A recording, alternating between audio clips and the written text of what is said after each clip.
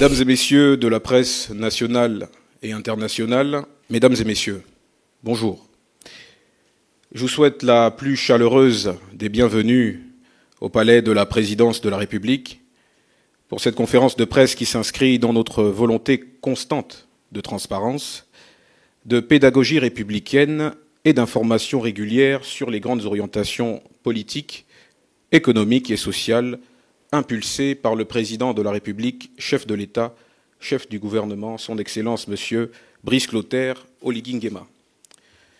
Depuis le 30 août 2023, et plus encore depuis son investiture le 3 mai 2025, le chef de l'État a pris des décisions fortes, audacieuses et tout aussi assumées. Elles répondent à un impératif, celui de reconstruire notre nation sur des bases plus justes, plus solides, plus souveraines. Il ne s'agit pas simplement de gouverner autrement. Il s'agit de repenser le fonctionnement de l'État, de redonner du sens à l'action publique et de replacer l'intérêt général au cœur de chaque décision. C'est aussi là l'esprit de cette conférence de presse. Partager, expliquer, rendre compte. De manière à permettre ainsi à chacun de nos concitoyens, à travers vous, d'avoir une lecture claire, sincère et complète de ce que le président de la République entreprend.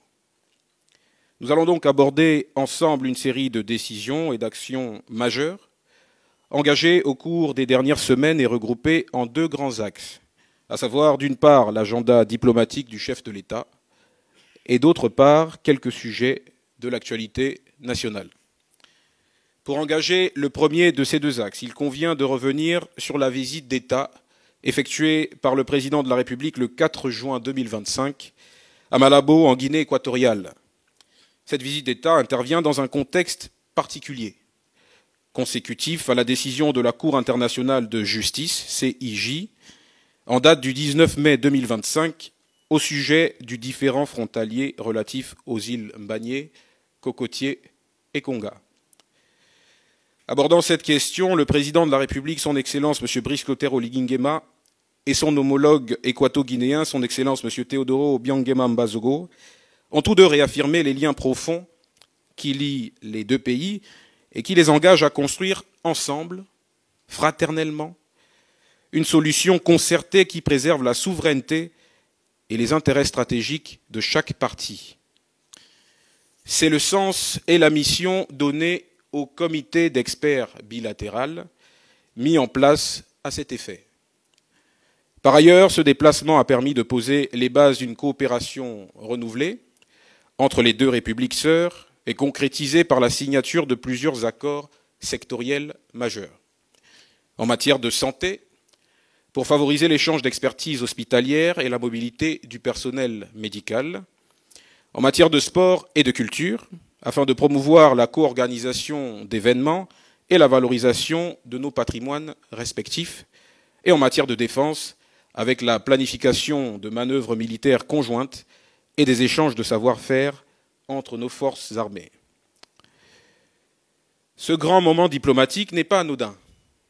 Il reflète une orientation claire de notre politique étrangère et trace les contours d'une diplomatie de paix, de coopération et de responsabilité fondée non sur l'opposition, mais sur l'interdépendance.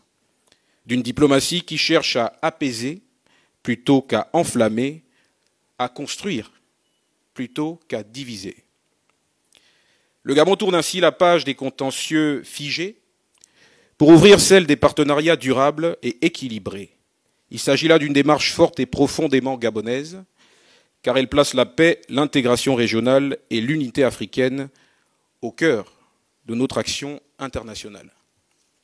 Dans le prolongement de son séjour en terre équato-guinéenne, le chef de l'État a pris part à la 26e session ordinaire de la conférence des chefs d'État et de gouvernement de la Communauté économique des États d'Afrique centrale, CEAC, tenue à Sipopo.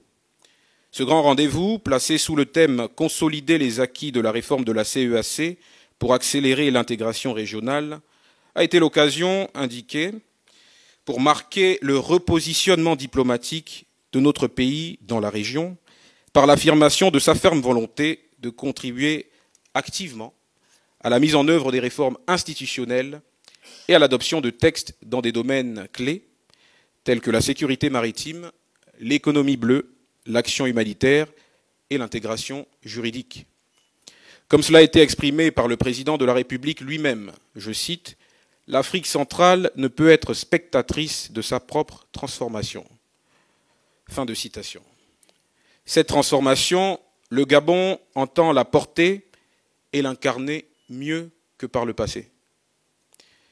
Toujours sur le plan diplomatique, en date du 4 juin 2025, le président de la République a instruit le gouvernement, et plus particulièrement la ministre de la Mer, de la Pêche et de l'économie bleue, de procéder à la suspension de l'accord de partenariat de pêche durable, APPD, entre le Gabon et l'Union européenne.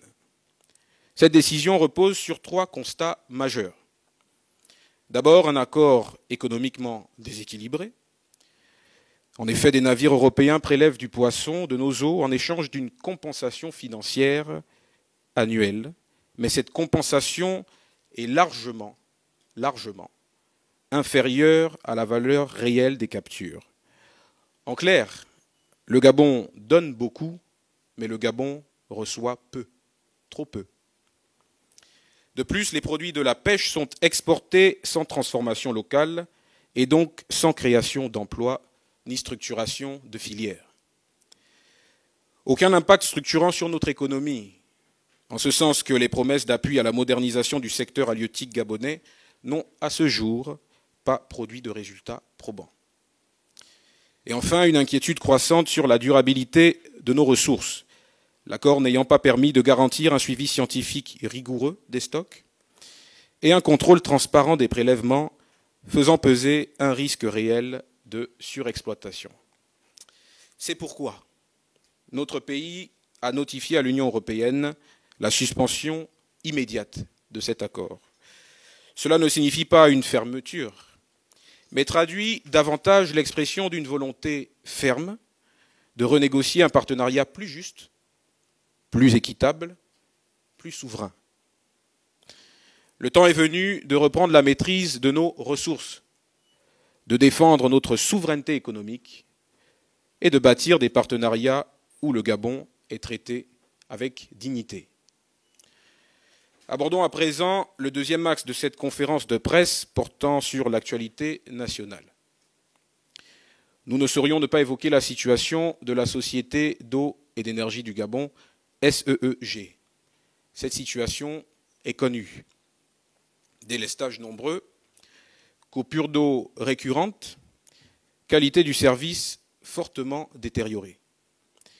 Comme vous le savez, l'entreprise est récemment sortie de son administration provisoire, laquelle avait été mise en place pour stabiliser une situation critique et faire la lumière sur l'ensemble de ces dysfonctionnements accumulés pendant des décennies et qui constituent un lourd héritage appelant des mesures fortes qui s'inscrivent sur le court, le moyen et le long terme.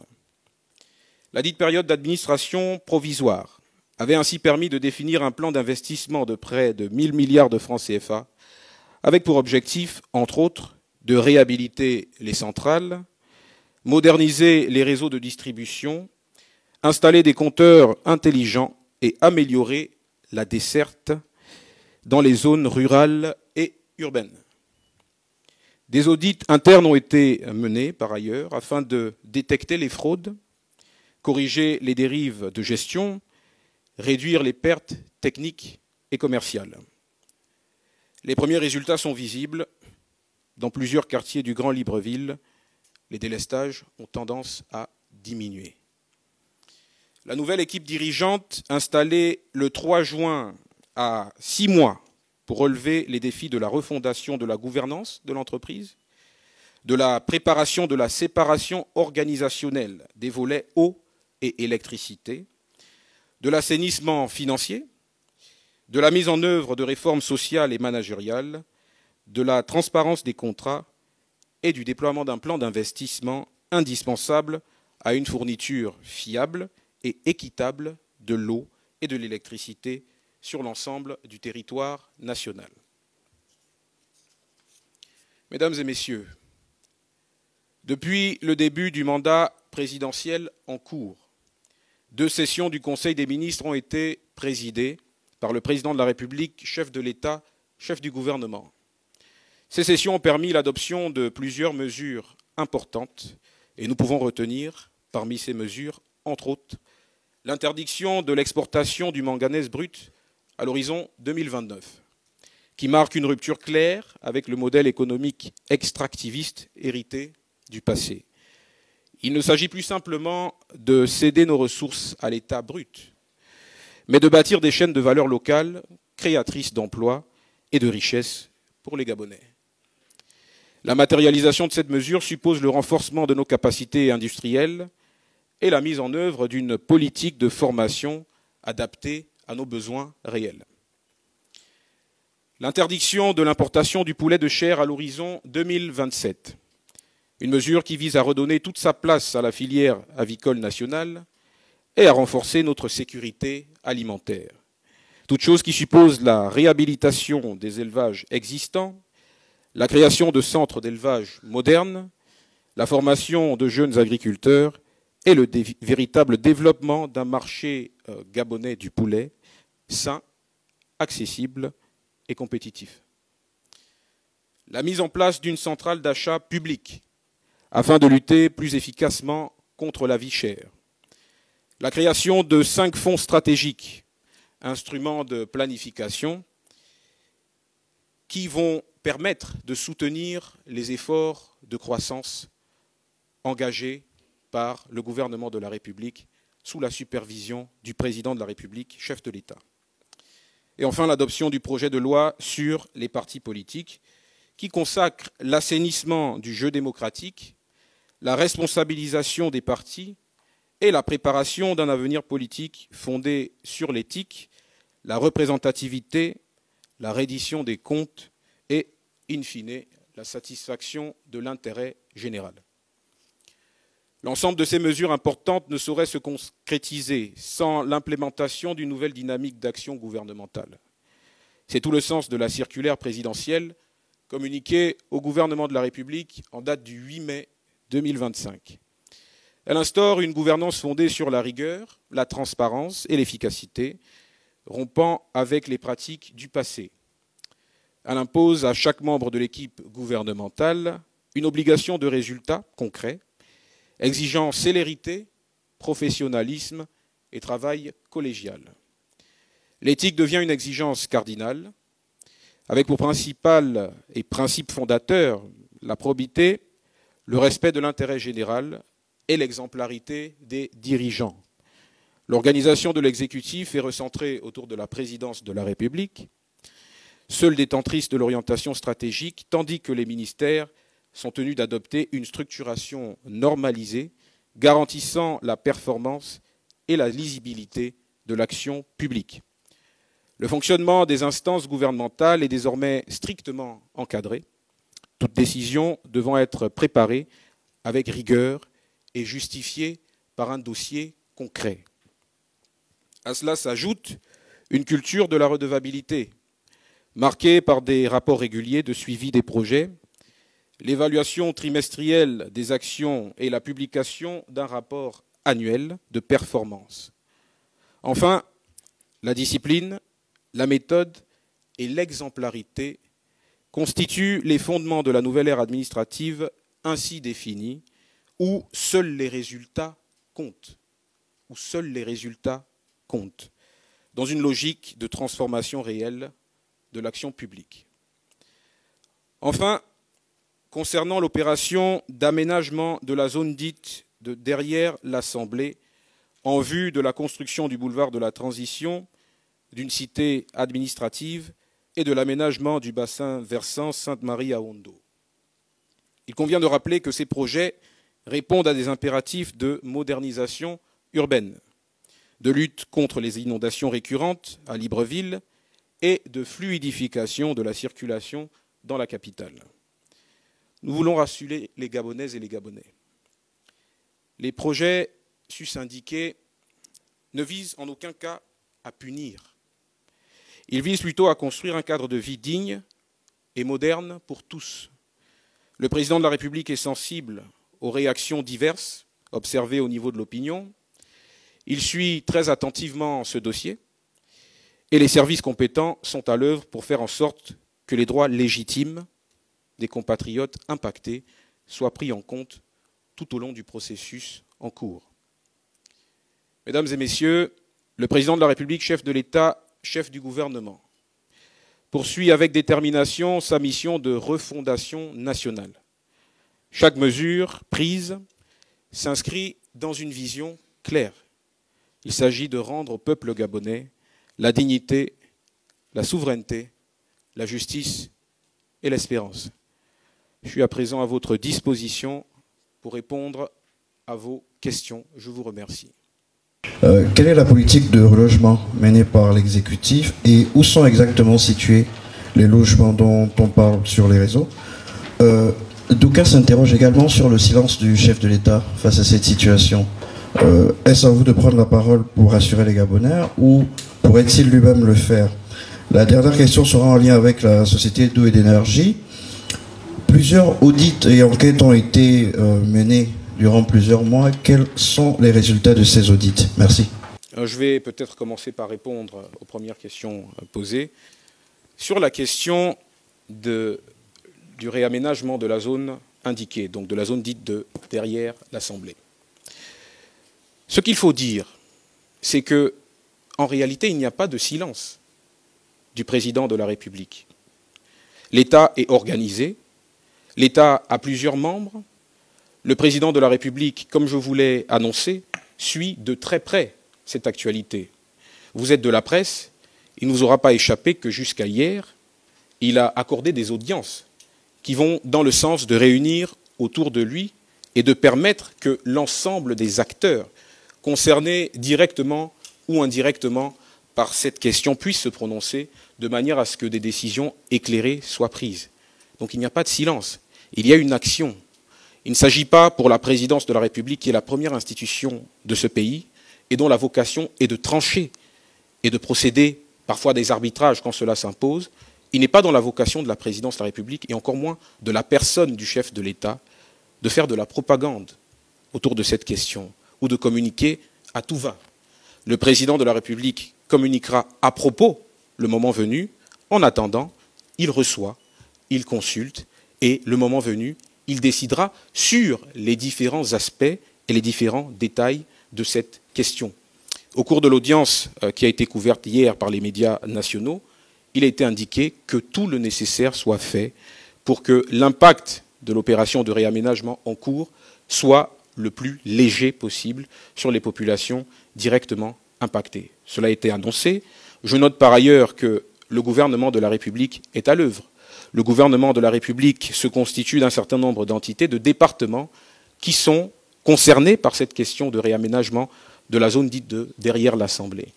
Ils font leur travail, le président en attend les conclusions. Lorsque je dis qu'il suit de près, au-delà de la situation sociale qui s'observe au niveau de cette zone, il y a aussi l'action des acteurs concernés par la question. Le moment venu, nous donnerons beaucoup plus de détails sur les éléments en rapport avec la situation de nos compatriotes, mais le président de la République l'a dit lui-même, aucun droit légitime des Gabonaises et des Gabonais, et j'insiste sur le mot légitime, aucun droit légitime ne sera bafoué, et ceux de nos compatriotes qui ont été impactés seront relogés. Cela a été annoncé, nous reviendrons vers vous ultérieurement pour donner le détail de cette stratégie, qui est en réalité une stratégie qui sera exécutée par le sectoriel. Les ministères sont là, les membres du gouvernement, je pense, depuis le début de cette opération, sont disponibles pour expliquer l'intérêt de ce projet, pour en expliquer les implications, pour expliquer aussi que nous avons enregistré des retards inacceptables, en réalité, sur le réaménagement de cet espace. Des retards inacceptables parce que cette zone, il est de notoriété publique depuis plus de 40 ans qu'elle est une zone réservée par l'État pour le déploiement de projets d'infrastructures. Ces projets ont été présentés. Pendant des décennies, les administrations précédentes ont entretenu, en réalité, une certaine forme de laxisme et d'incapacité à mettre en œuvre rapidement et concrètement les projets. Aujourd'hui, la donne a changé. Il faut mettre en œuvre les projets. Un mandat présidentiel, c'est 7 ans, mais c'est très court. Il faut donc engager très rapidement des réformes, mettre en œuvre des projets de manière à ce que les Gabonais reçoivent ce qu'ils ont demandé par l'élection massive, je dirais même le plébiscite du chef de l'État lors de l'élection présidentielle du mois d'avril dernier. Pour le relogement, comme je vous l'ai indiqué, les dossiers sont sur la table du président de la République, le sectoriel fera son travail. Il y a des bâtisses qui sont disponibles, les entreprises chargées ou les agences chargées de la question ont indiqué qu'il y a une disponibilité, mais on ne reloge pas dans le désordre. Il faut étudier la question. Il y a plusieurs catégories de populations, en réalité, dans les populations impactées par le projet. Il y a ceux qui, pour certaines zones du moins, disposent de documentation légale, c'est une catégorie. Il y a ceux qui se sont installés sur ces zones-là sans aucune documentation et qui, par l'habitude, se sont sédentarisés, c'est une autre catégorie. Il faut tenir compte de toutes ces subtilités-là avant que de déployer une politique de relogement qui soit sérieuse. Il faut faire les choses sérieusement et c'est justement parce que c'est peut-être ce qui nous a manqué pendant des décennies que nous avons affaire à la situation que nous décrions tous aujourd'hui. Je le rappelle, le président de la République est humain. Nous sommes tous des Gabonais. Donc nous sommes tous sensibles à la question. D'autres zones éventuellement pourraient être concernées demain après-demain. Mais dans ce cas-là, les choses sont faites sur la base des textes de loi qui consacrent d'une part la légitimité de l'État à disposer de cet espace, puisque pour la principale zone concernée de derrière l'Assemblée, l'État dispose d'un titre foncier qui est détenu par la Caisse de dépôt et de consignation CDC. Voilà. Donc le nécessaire sera fait en temps voulu, d'autres décisions seront annoncées en temps voulu, une fois que ce travail de catégorisation et de clarification aura été fait pour permettre que le relogement se fasse dans des circonstances claires, dépourvues de toute opacité. Alors, sur la question des audits de la SEG, je vous rappelais que l'entreprise est sortie d'une période d'administration provisoire, mais elle a été à la base placée sous administration provisoire pour faire un diagnostic clair de la situation de l'entreprise, aussi bien sur le plan structurel que sur le plan opérationnel. Il a été annoncé, et cela depuis le projet de société du candidat de l'époque, aujourd'hui président de la République en exercice, que la question de l'accès universel à l'eau et à l'électricité était prioritaire. Cela définit d'ailleurs le pilier numéro 1 de ce projet de société.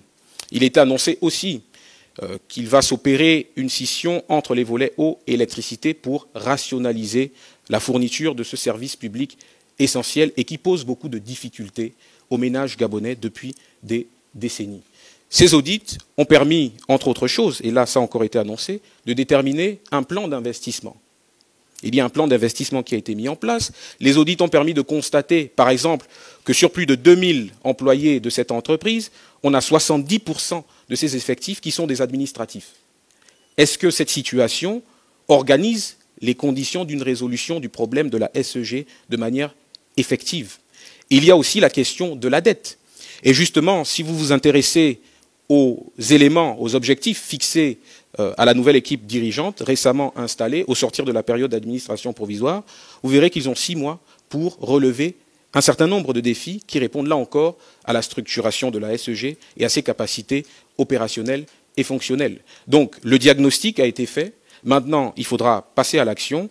L'État et le président de la République continuera de suivre de manière très rigoureuse les développements qui seront implémentés par cette équipe dirigeante qui, de bout en bout, devra rendre compte pour que les Gabonaises et les Gabonais sachent clairement ce qui est entrepris pour régler définitivement cette question de l'eau et de l'électricité dans notre pays. Dimitri Abourneur, Gabon 24. Sur la question du différend qui oppose le Gabon à la Guinée équatoriale, une commission mixte a été mise en place. Quelle est la mission confiée finalement aux ambassadeurs gabonais?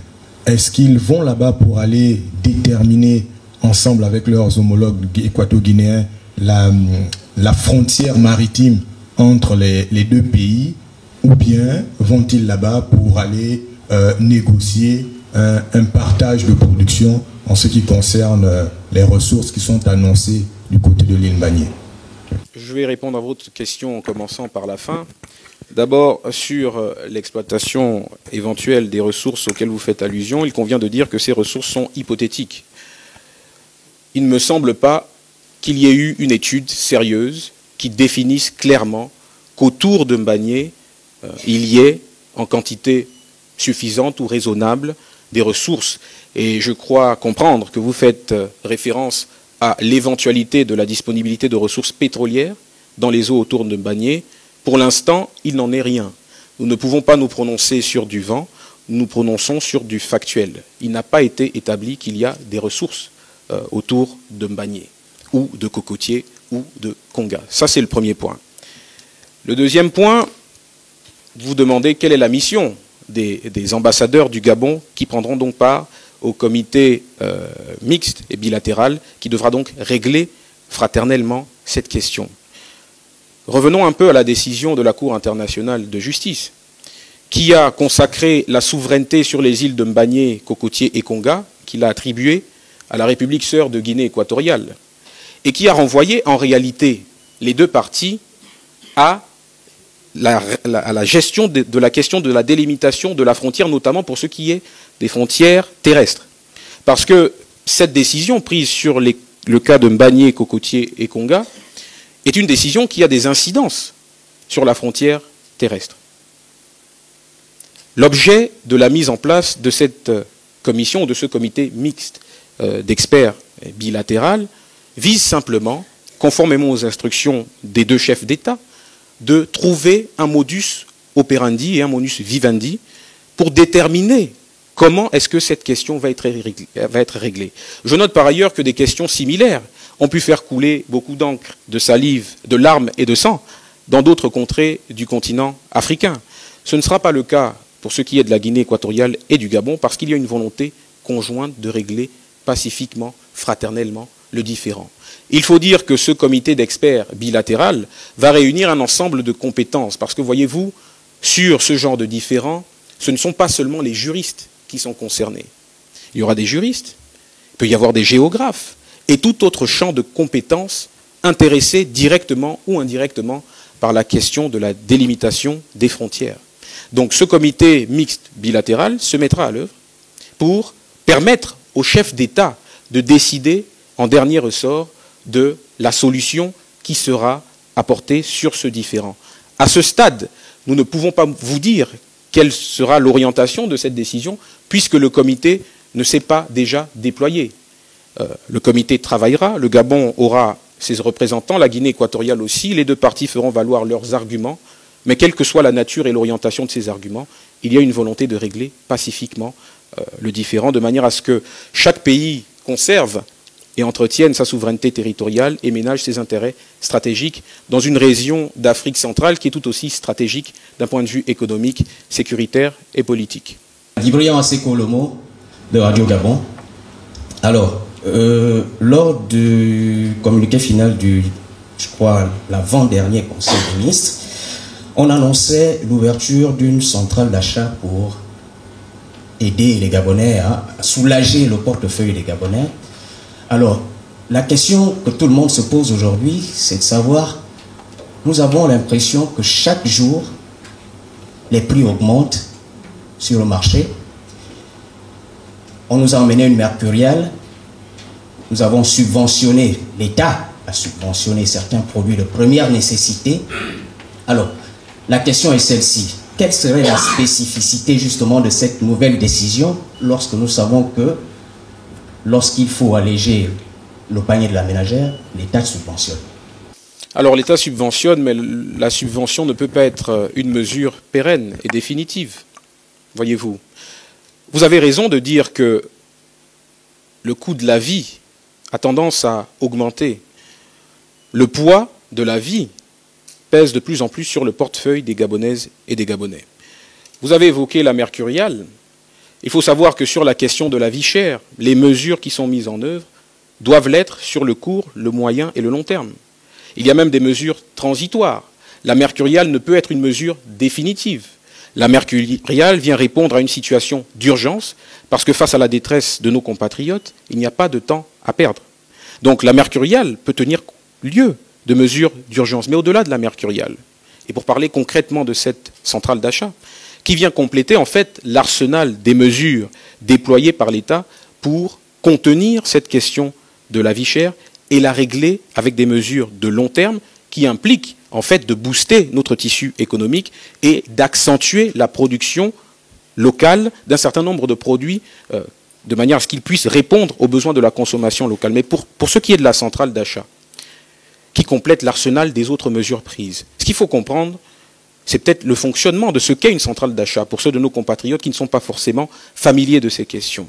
Il s'agit de mettre en place une structure publique qui, en regroupant les achats de plusieurs entreprises qui seront invitées à y souscrire, en regroupant ces achats, aura des facilités en termes de négociation des prix. Ce qui fait que le coût final de ces prix-là, lorsque répercutés sur le consommateur gabonais, seront allégés. Ce poids donc sera allégé et les Gabonaises et les Gabonais pourront accéder à certains produits de première nécessité plus facilement. Deuxième point, c'est que l'un des objectifs aussi de la centrale d'achat, c'est d'anticiper la question des pénuries et de la difficulté de l'acheminement de certains produits sur l'ensemble du territoire national. Une centrale d'achat permet de constituer des stocks stratégiques beaucoup plus importants qu'une entreprise lambda. Donc en concentrant ou en constituant des stocks stratégiques importants, on anticipe la question des pénuries. Et vous savez, on n'a pas besoin d'être doctorant en économie pour comprendre que la rareté du bien définissant la valeur du bien sur le marché, eh bien qu'en constituant des stocks, en anticipant les pénuries, on se donne la capacité, la possibilité de maîtriser un peu mieux, un peu plus, la fluctuation des prix auxquels vous et moi achetons des produits de première nécessité sur le marché. Au-delà de cette question de la centrale d'achat, il y a une dynamique générale. Il est question de transformer notre économie. On a pris l'exemple du manganèse, on a pris l'exemple du poulet de chair, pour ce qui est de l'échéance de 2027. Il y a d'autres mesures qui complètent ce dispositif général qui vise une seule chose, de permettre à ce qu'on produise un peu plus de produits consommés localement par des entreprises qui sont implantées sur notre territoire et qui sont des entreprises tout aussi locales. C'est cela l'intérêt.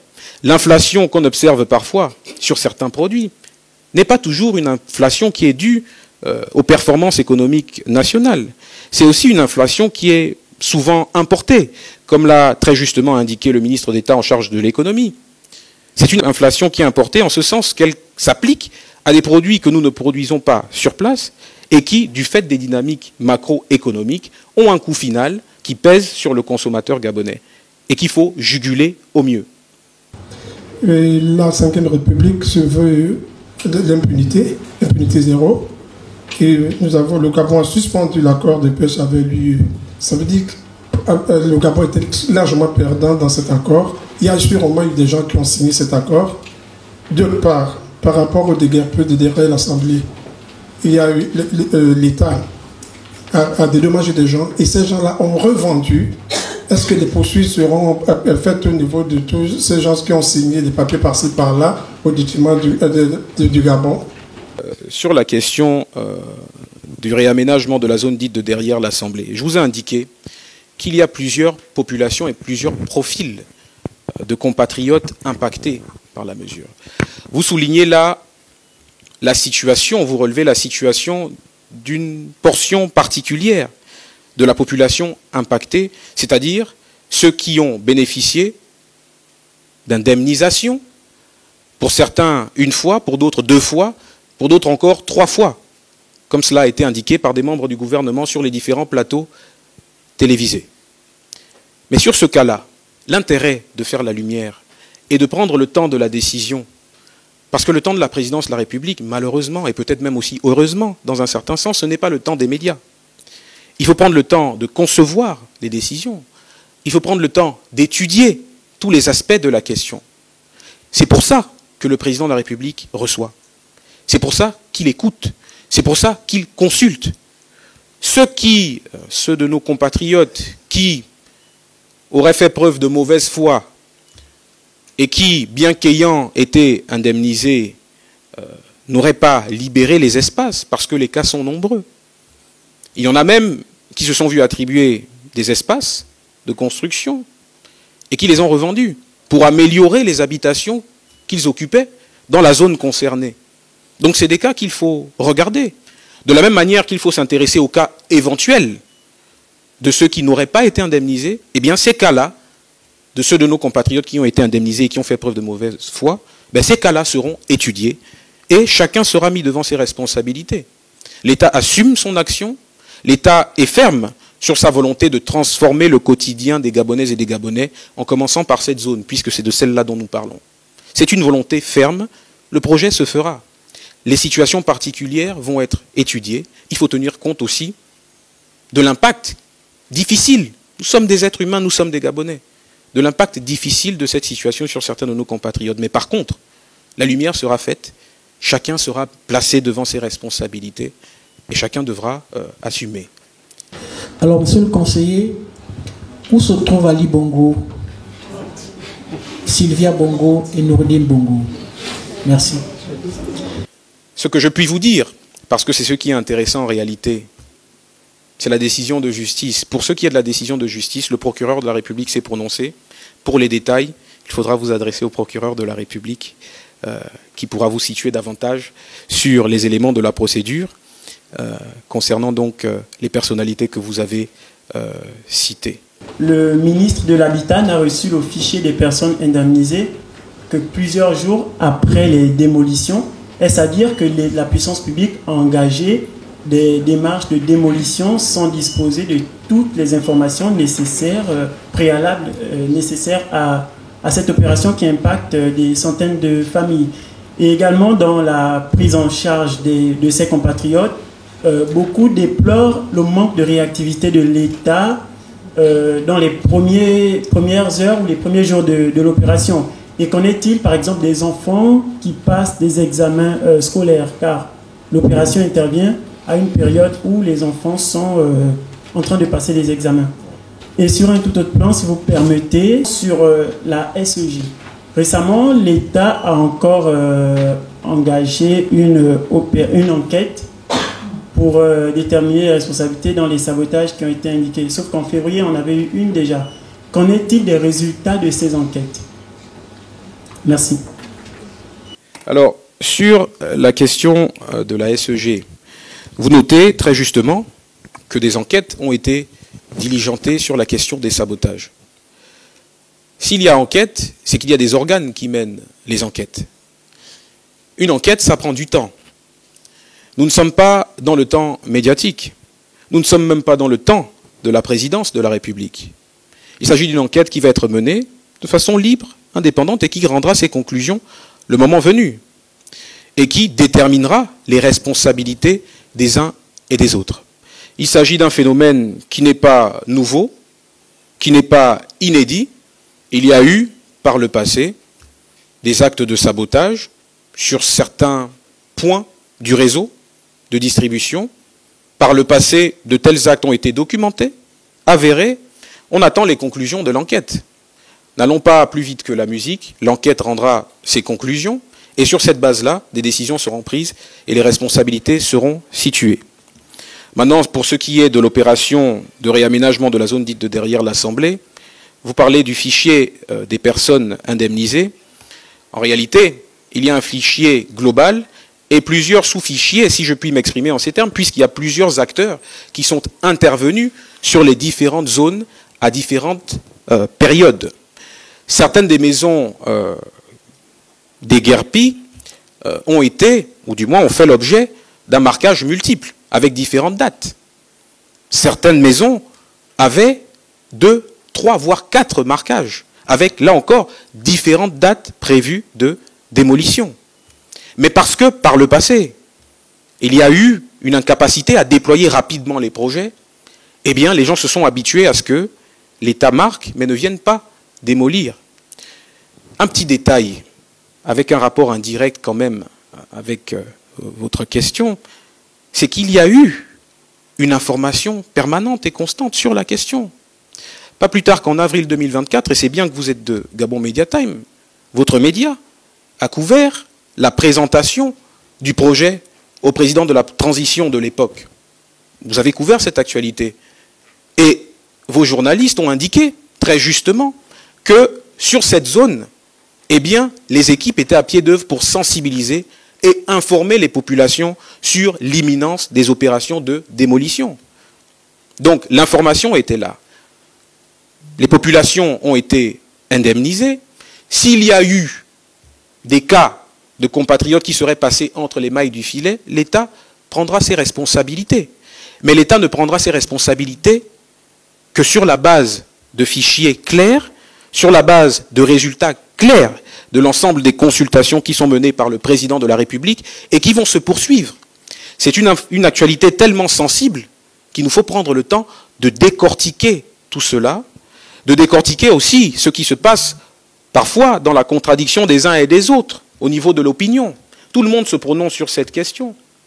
Qui en a le fin mot en réalité? Il est important de consulter, d'écouter, de traiter l'information avant que de décider. La situation est complexe. Le nombre de compatriotes indemnisés sera indiqué le moment voulu, et peut-être même qu'une documentation sera mise à la disposition de la presse et de toute l'opinion nationale, peut-être, concernant les cas de ces compatriotes qui ont été indemnisés. Et comme je vous le disais précédemment, s'il y a des cas de personnes qui ont été indemnisées plusieurs fois et qui n'ont pas pris leur disposition pour que l'État puisse faire son travail dans la zone indiquée, cela aussi ce sera su. Il y a une exigence de clarté sur cette affaire. Nous n'irons pas plus vite que la musique. Pour ceux de nos compatriotes durement impactés et qui auraient des enfants en période d'examen, des mesures ont été annoncées par le chef de l'État. Pas plus tard qu'hier, il a été réaffirmé que des mesures seront prises dans le sens de ménager ceux de nos compatriotes impactés par la situation, à condition qu'il y ait effectivement une base légale qui justifie d'une gestion peut-être un peu floue de leur cas particulier. La lumière sera faite, le président de la République agira, et ces décisions seront annoncées, commentées par vos soins et relayées aux Gabonaises et aux Gabonais. L'État a hérité d'un ensemble de désordres sur cette opération en particulier. Ces désordres, il est question de les régler. Je vous l'ai dit, 7 ans, ça passe très vite. Brice Clotaire Oligui Nguema a fait le pari de donner des résultats probants de sa volonté de transformer ce pays avant l'écoulement du mandat en cours. C'est l'engagement qui a été pris, c'est pour ça qu'il a été élu, et c'est pour ça que je vous redis que les projets seront mis en œuvre partout où ils devront être mis en œuvre. Et ils seront mis en œuvre rapidement. Maintenant, pour ce qui est de l'impact sur nos populations, la puissance publique saura faire le tri, saura faire la lumière sur les situations particulières et saura apporter des réponses fermes dans un sens comme dans un autre. Monsieur le porte-parole, vous avez parlé de l'importation du poulet. Tous ces produits exportés rendent malade la population. Et si l'État prend l'engagement de suspendre cette exportation, est-ce que ce n'est pas en quelque sorte le médecin après la mort? Je vous remercie. Il y a une continuité dans la vie économique d'une nation. D'abord, c'est la suspension, l'interdiction de l'importation du poulet de chair. L'interdiction de l'importation du poulet de chair à l'horizon 2027, au 1er janvier 2027. Ce qui est intéressant, c'est que cette mesure n'est pas d'application immédiate. On a défini un délai. Si on a défini un délai, c'est pour la simple et bonne raison qu'il faut organiser le tissu économique gabonais pour pouvoir mettre en œuvre une telle mesure qui va mettre à contribution les entrepreneurs gabonais pour produire du poulet gabonais destiné à la consommation des Gabonaises et des Gabonais. C'est cela l'orientation de cette mesure. Pour ce qui est de l'Agence gabonaise pour la sécurité alimentaire, donc la GAZA, elle fait son travail, mais je ne vois pas très bien le lien entre les missions de la GAZA et cette mesure d'interdiction de l'importation du poulet de chair à l'horizon 2027. Les missions de la GAZA sur le volet alimentaire s'appliquent au poulet de chair, mais s'appliquent aussi à toute une série de produits qui font l'objet de la consommation de nos compatriotes. Donc la GAZA va poursuivre ses missions comme cela se doit, conformément à ces textes. Et puis, le poulet de chair produit au Gabon à l'horizon 2027 fera l'objet aussi de contrôles en termes de qualité. Il faut que ce soit un poulet sain, il faut que ce soit un poulet compétitif, comme cela a été indiqué dans le propos liminaire. Et donc, sur ce poulet de chair made in Gabon, à l'horizon 2027, la GAZA aussi pourra se déployer pour procéder aux contrôles qui rentrent dans le cadre de ces missions. Bon, maintenant, pour ce qui est du médecin après la mort, je vous disais, la vie économique d'un pays, elle est dynamique. Justement, il est question de prendre aujourd'hui des mesures qu'on aurait pu prendre avant. Il est question d'autonomiser les Gabonais, il est question de faire en sorte que les Gabonaises et des Gabonais se réapproprient des pans entiers de notre économie. Nous devons produire ce que nous consommons. Pour plus de 500 milliards de francs CFA, nous importons des denrées alimentaires. Ce n'est pas une situation qui a été créée au début de la transition ou au début du mandat du président de la République, chef de l'État, chef du gouvernement. C'est une situation qui est entretenue depuis des décennies. Mais il faut du courage maintenant pour prendre des décisions qui s'imposent et faire en sorte que nous nous réapproprions des pans de notre économie. Au-delà de ce qui a pu être fait, parce qu'en fin de compte, tout cela participe de la même logique, au-delà de ce qui a pu être fait en matière de pétrole, par exemple, avec la reprise d'Assala, au-delà de ce qui est prévu sur la question du manganèse, ressource stratégique, à l'horizon 2029, au-delà de toutes ces questions-là, il faut identifier dans cette dynamique-là une logique de souveraineté, une logique aussi de fierté nationale, une logique qui vise à dire aux Gabonaises et aux Gabonais, pendant longtemps on a eu un modèle économique qui a plus profité parfois aux autres qu'à nous-mêmes. Maintenant, il est question de se retrousser les manches, de se mettre au travail, de s'approprier des pans entiers de notre économie et de faire en sorte que nous puissions un peu plus que par le passé consommer ce que nous produisons nous-mêmes. J'espère avoir répondu à l'ensemble de vos questions. Pour ceux qui le souhaitent, je reste disponible en off pour discuter avec les uns et les autres. Je vous remercie d'avoir pris de votre temps pour prendre part à cette conférence de presse inaugurale du porte-parole de la présidence de la République. Merci.